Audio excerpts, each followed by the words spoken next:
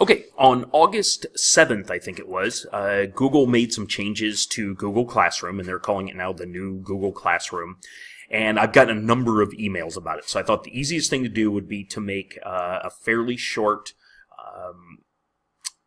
video about what the new changes are. Now, this is not going to be, if you've never used Classroom before, this is not going to be the training that you would need in order to effectively use Google Classroom. This is meant more for people who have been using it. So this is the new Google Classroom. And I want to just show you, this is the old one. And so what happened on August 7th for everybody when they made changes to the new Google Classroom, it made a few changes to your old ones. So you'll notice the About tab was lost, essentially. You see Stream and People rather than Students, but then you see no About. The About is actually here. So when you click on it, anything that I had in the About section is here, but I can't add anything to the About section. Okay, now, with that being said, this is really important. If you want the new features of Google Classroom on day one of the semester, you need to create a new Google Classroom, or you need to have created it after August 7th. Okay? So my recommendation is if you in July you got excited and started creating your classrooms, I would probably go back. I mean, unless you've done just a ton of work, I would probably go back and create new ones. Okay? So I'm not going to change the 709 above the line one. We have too much stuff in there. But Google has hinted that down the road, I'm assuming 2 or 3 months, maybe they will make the new features available in the old, but it's not like on their radar right now. So let's spend our time talking about the new Google Classroom. The changes, if you understand how to use Google Classroom, I think what you're going to find is you're going to like the changes. You may not at first, but I think you'll end up liking them. So you see 3 tabs across the top: the Stream, the Classwork, which is the biggest change, People, which used to be students, but now, and we'll talk about all these tabs, this is where you're going to have everybody who is part of the Google Classroom in one spot, including parents if you do that. You go to the Gear, and you click on that. This is where you can edit the name of your class. This is where your class code is, and you can display that bigger or full screen. So you can do that. This is where you can also adjust, what students are able to do. Okay, but let's get into the meat of Google Classroom. So the Stream, here's the biggest change. It is with Classwork, but let's start with Stream. The biggest problem that teachers saw with Google Classroom was the Stream getting there was a lot there. You could organize it with topics. You could move things up or down to make it so that students could see them more easily. But now the Stream is really relegated to, you'll notice if you click the plus, for announcements. So if you want to make an announcement to a student or to students, then you could put the announcement in there. Hey, the test is changed to such and such, or whatever. You can put that announcement in there.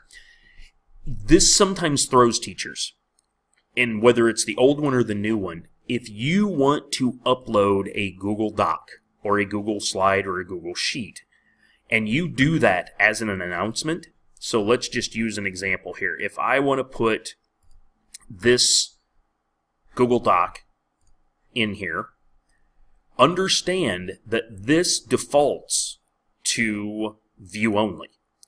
So you could use this as a place to share stuff that you just need kids to be able to see it, or whatever. It's you don't have any options here. Oops, I didn't mean to click on that. You don't have any options here of letting them edit.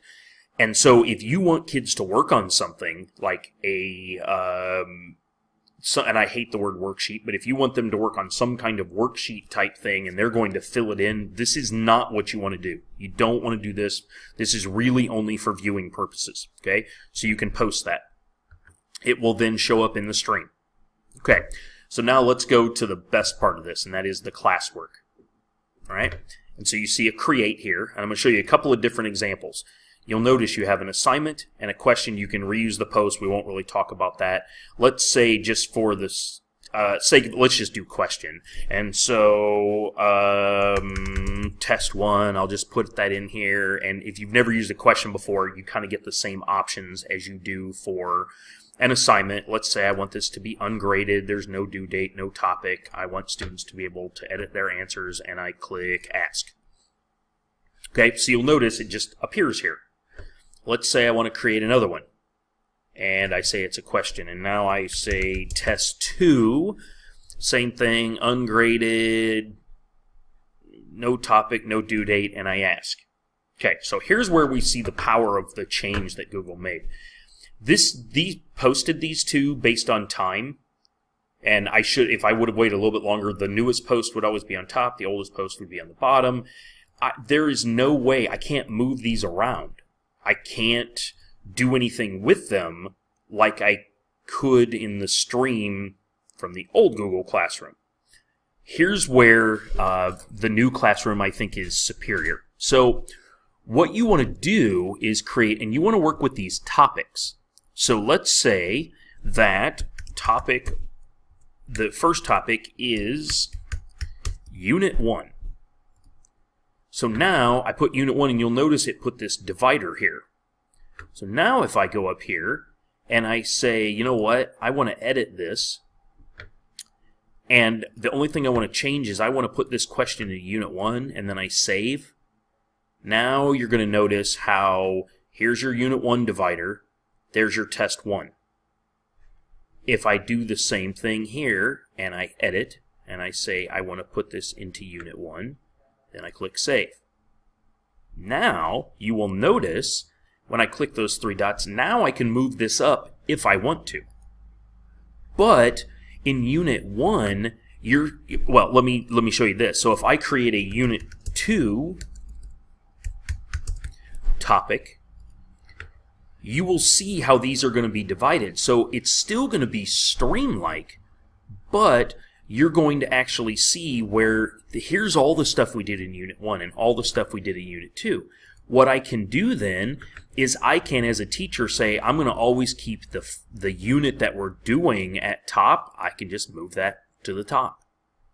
If I want to create now an assignment, I go in here and I say, assignment, and let's just, I can do it ungraded, but I want the due date of, the 16th, and then I want the topic. Now I want Unit 2 topic. And then I can do all of my assigning that, again, we won't really spend much time with that, but just the same way that you used to do. This is where you would put the assignment and you would be able to decide whether you wanted them all to edit it or get their own individual copy. And then I can assign, and then you will see how now there's Unit 2. So I won't create them, but you can picture if you had your whole course divided into the units or the name of the units, it just becomes something that is much easier to navigate. Let's say you get in here and you say, okay, I'm going to do an assignment and I want to do, whatever, test 4, and I'm ungraded, and then you're like, oh, I forgot to create a topic. You can go here and say, what's the topic? And I want to say Unit 3. Then I can assign that. And now you've got the Unit 3 here. If I want to move this up to the top, I can do that and move it up. And so now I've got 3, 2, 1. So that really is the meat of the change. Let's talk about the Know About tab. And that's what I've heard from a couple of teachers. And it's quite a bit of talk on like Twitter and that, oh my gosh, what am I going to do with all those, like the syllabus and so forth? Well, here's what I would suggest. I would suggest right now going in and creating a topic and saying materials, and I would add that.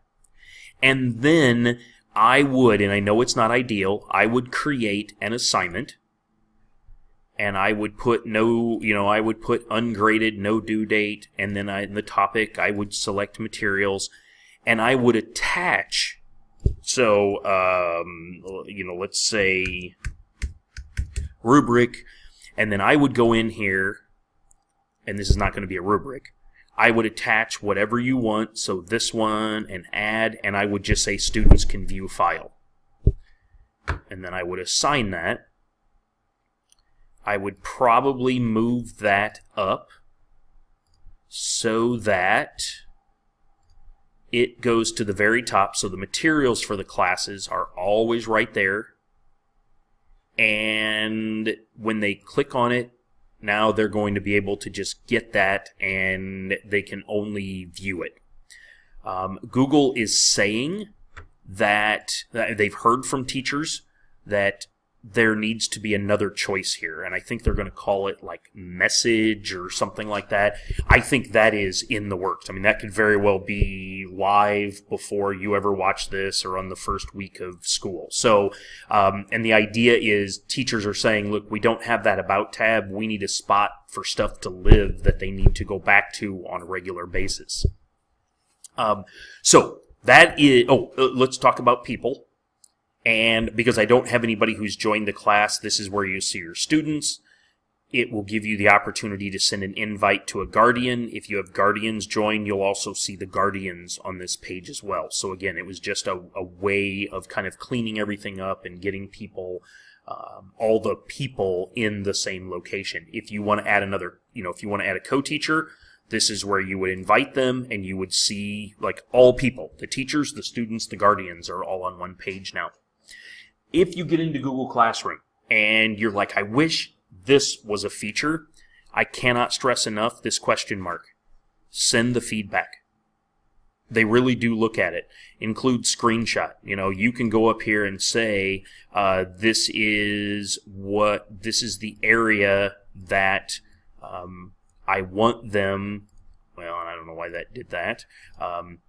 You can go in and pick you can go in and pick the screenshotted area and then say done, and it will actually include that in your description of what you would like to see.